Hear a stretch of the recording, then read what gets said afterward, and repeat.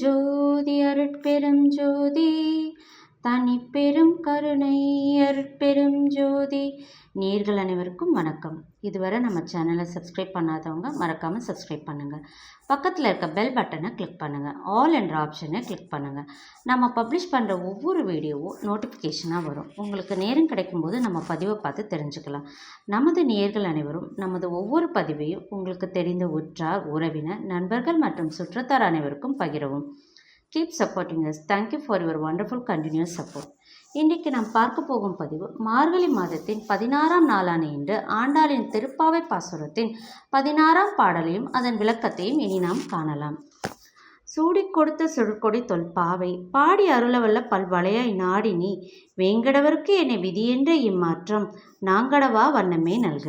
அதாவது பூமாலைகளை முதலில் நீ அணிந்து அழகு பார்த்த பிறகு ஸ்ரீவில்லிபுத்தூரில் உள்ள இறைவனுக்கு கொடுத்த ஒளி வீசும் கொடி போன்றவளே, பழமையான பாவை நோன்பு கூறிய பாசுரங்களை பாடி அருளியவளே, பல வளையல்களை அணிந்தவளே, திருவேங்கடத்தில் கோயில் கொண்டுள்ள இறைவனுக்கு என்னை தருகே என்று நீ ஆராய்ந்து கூறினாய்.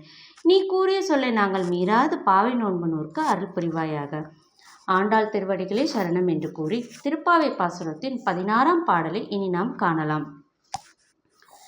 நாயகனாய் நின்ற நந்தகோபனுடைய கோயில் காப்பானி கொடி தோன்றும் தோரண வாயில் காப்பானி மணிக்கதவும் தாழ்த்திடவாய் ஆய சிறுமியரோ முக்கு அரைப்பறை மாயன் மணிவண்ணன் நென்னலைவாய் நேர்ந்தான் தூயுமாய் வந்தோம் துயிலெழ பாடுவான் வாயால் முன்னும் முன்னும் மாற்றாதே அம்மானி நீய நிலை கதவம் நீ கேளோரெம்பாவாய். அதாவது ஆயர்குடி மக்களுக்கெல்லாம் தலைவனாக இருக்கக்கூடியவன் நந்தகோபன். அவனது வீட்டிற்கு காவல் இருப்பவனே, கொடிகள் கட்டப்பட்ட தோரண வாயிலை காப்பவனே, மணிகளோடு கூடிய கதவின் தாழ்பாலை திறப்பாயாக. மாய செயல்களை செய்யும் மணிவண்ணன் ஆகிய கரிய நிறத்தவனுமான கண்ணன் எங்களை இன்று சந்தித்து ஆட்கொள்வதாக நேற்று கூறினான். அவனை தூக்கத்தில் இருந்து எழுப்பும் பொருட்டு திருப்பள்ளி எழுச்சியை நாங்கள் பாட வேண்டும். அதற்காக உடலும் உள்ளமும் தூய்மையாக வந்துள்ளோம். வாயில் காப்பவனே, முதலில் உனது வாயால் முடியாது என்ற மறுப்பு சொல்லிவிடாதே. கண்ணன் வீட்டு கதவை திறப்பாயாக. இதுவே திருப்பாவை 16ஆம் பாசுரத்தின் பொருளாகும். ஒரு செயலை செய்ய வேண்டும் என்று தெரிந்த ஒருவரிடம் சொல்கிறார். ஒருவேளை அது அவர்களுக்கு பிடிக்காமல் இருந்தாலும் கூட முதலிலேயே இதை செய்யாதே, நீ செய்ய போகும் செயல் உருப்படாமல் போகும் போன்ற அபசகுணமான நம்பிக்கையற்ற வார்த்தைகளை பேசிவிடக்கூடாது.